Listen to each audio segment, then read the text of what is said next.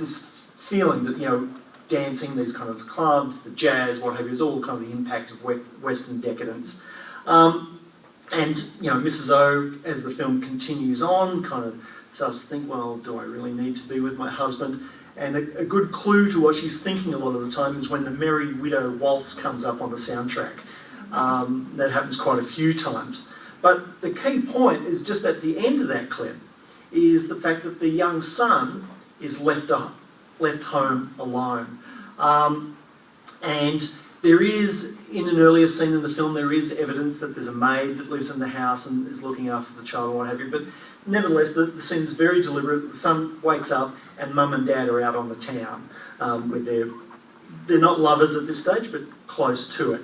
So, you know, clearly, you know, the Western influence is going to be the end of the Korean family unit.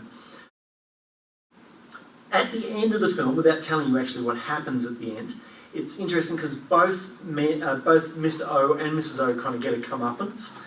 But it's not surprising, given the film's title, the fact that Korean women dominated the audiences at the movies, that Mrs. O is the primary focus of that comeuppance.